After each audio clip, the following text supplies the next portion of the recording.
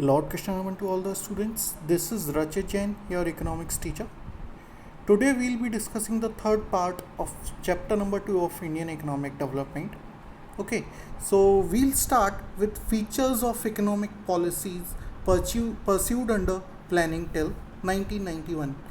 यानी कि 1991 तक हमने कौन सी पॉलिसी अपनाई और किस पॉलिसी से 1947 से और 1991 तक हम लोगों ने किस पॉलिसी से हम लोग आगे बढ़े अपने देश को लेके. ओके, सो फर्स्ट प्लान जो हमारा था वो 1951 से स्टार्ट हुआ, तो हम लोग वहीं से बात करेंगे. तो फर्स्ट थिंग क्या हुई कि heavy reliance on public sector.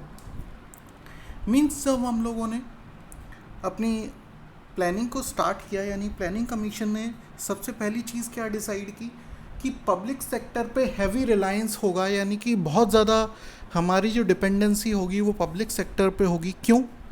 वो इसलिए क्योंकि प्राइवेट सेक्टर में उस समय इतनी कंपनीज नहीं थी और इतना पैसा भी नहीं था हमारे पास कि प्राइवेट सेक्टर उसमें इन्वेस्ट कर सके. तो सबसे ज़्यादा जो इंडस्ट्रीज़ रहीं वो कैसी रहीं? पब्लिक सेक्टर कंपनीज, यानी कि government companies. Okay, and second point is regulated development of private sector. So the private sector companies were there, यानी कि प्राइवेट सेक्टर कंपनीज भी थी लेकिन बहुत कम थी और उनका जो डेवलपमेंट था वो रेगुलेटेड था. मींस गवर्नमेंट उनको एक सर्विलांस के अंडर में रखती थी कि हाँ, आपको कोई भी चीज़ चाहिए गवर्नमेंट से परमिशन लेनी पड़ेगी, आपको ये करना है गवर्नमेंट से परमिशन लेनी पड़ेगी, वो करना है तो लाइसेंस लेना पड़ेगा, कोटा लेना पड़ेगा, ठीक है, परमिट्स लेने पड़ेंगे, ये सारी चीज़ें थी. ठीक है, उसके बाद आता है हमारा protection of small scale industries and regulation of large scale industries. यानी कि जो लार्ज स्केल इंडस्ट्रीज़ थी उन पे हम लोगों ने कुछ रेस्ट्रिक्शंस लगाए जिससे कि हमारी स्मॉल स्केल इंडस्ट्रीज़ आगे बढ़ सकें और स्मॉल स्केल इंडस्ट्रीज़ को हमने कुछ छूट दी. ओके, तो अगर हम लोग बात करते हैं स्मॉल स्केल इंडस्ट्रीज़ को इतना बढ़ावा क्यों दिया गवर्नमेंट ने, उसका एक सिंपल सा रीज़न ये था कि स्मॉल स्केल इंडस्ट्रीज़ जो होती हैं वो लेबर इंटेंसिव टेक्निक्स, यानी कि लोगों को ज़्यादा से ज़्यादा रोज़गार देने में सक्षम होती हैं. इसीलिए हम लोगों ने कौन सी टेक्निक्स यूज़ की? लेबर इंटेंसिव टेक्निक, यानी कि स्मॉल स्केल इंडस्ट्रीज़ को हमने बढ़ावा दिया. और अगर हम लोग बात करें लार्ज स्केल इंडस्ट्रीज़ पे, तो हम लोगों ने कुछ ऐसे एक्ट्स लगाए लार्ज स्केल इंडस्ट्रीज़ पे जैसे कि MRTP, monopolistic and restrictive trade practices, यानी कि कुछ रोक लगा दी लार्ज स्केल इंडस्ट्रीज़ पे जिससे वो जो भी काम करें उससे पहले उन्हें गवर्नमेंट की परमिशन लेनी पड़े. ओके, सो नेक्स्ट पॉइंट है हमारा development of heavy industries of strategic significance. सबसे पहले तो आप ये समझिए कि स्ट्रैटेजिक सिग्निफिकेंस की हैवी इंडस्ट्रीज़ कौन कौन सी थी. जैसे स्टील, जैसे कि अगर हम बात करें हमारे आयरन, इलेक्ट्रॉनिक प्रोडक्शन, ये सारी चीज़ें क्या थी? ये स्ट्रैटेजिक सिग्निफिकेंस, यानी कि हर सेक्टर में ज़रूरत में काम आने वाली चीज़ें थी. ठीक है, तो सबसे पहले हमने किसको डेवलप किया? हमारी हैवी इंडस्ट्रीज़ को. ओके, जो कि स्ट्रैटेजिक सिग्निफिकेंस यानी कि हर जगह काम आने वाली चीज़ें थी. ठीक है, नेक्स्ट पॉइंट है हमारा focus on savings and investment.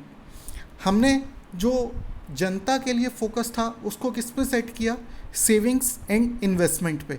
यानी कि हमने जनता को किस चीज़ के लिए प्रोत्साहित किया कि जनता ज़्यादा से ज़्यादा पैसा सेव करे और इन्वेस्ट करे. तो जो पैसा जनता सेव करेगी वो बैंकों में करेगी और जो इन्वेस्ट करेगी वो भी कहीं ना कहीं बैंक, पोस्ट ऑफिस, इस तरह से इन्वेस्ट करेगी. तो वो पैसा अल्टीमेटली किसके पास आएगा? गवर्नमेंट के पास. तो वो पैसा ज़्यादा यूज़ हो पाएगा. Okay, and next point is protection from foreign competition. जो हमारी डोमेस्टिक इंडस्ट्री थी वो नई थी कंपैरेटिवली, अगर हम पूरे वर्ल्ड को देखें. ठीक है, तो उससे हमें क्या करना था? उसको हमें वर्ल्ड कंपटीशन से बचाना था. तो हमने फॉरेन कंपटीशन से भी अपनी पॉलिसीज़ को थोड़ा बचा के रखा. उनके लिए कुछ ऐसी पॉलिसीज़ बनाई जिससे फॉरेन इन्वेस्टमेंट हमारे देश में कम हो या बहुत ज़्यादा ना हो पाए. Next is focus on import substitution. हमारा मेन फोकस किस पे था? इम्पोर्ट सब्स्टिट्यूशन, यानी जो चीज़ें हम इम्पोर्ट कर रहे थे उनको अपने ही देश में बना सकें या अपने ही देश में उनको प्रोडक्शन किस तरह से कर सकें उस पर ज़्यादा ध्यान दे रहे थे, ताकि हमें चीज़ें इंपोर्ट ना करनी पड़े। नेक्स्ट चीज़ थी हमारी रेस्ट्रिक्शंस ऑन फॉरेन कैपिटल, यानी कि फॉरेन कैपिटल इन्वेस्टमेंट जो कि हमारे यहाँ होता था उसको हमने फॉरेन एक्सचेंज रेगुलेशंस एक्ट यानी कि फेरा जिसको बोलते हैं उसके थ्रू हमने उसको रेस्ट्रिक्ट किया। ठीक है, तो क्यों किया ये?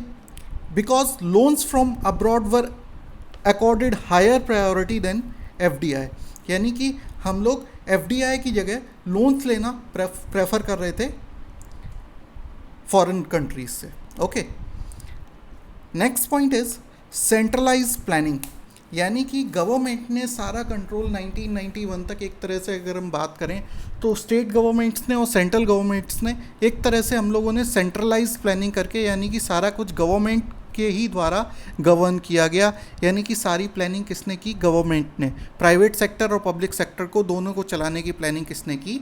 गवर्नमेंट ने।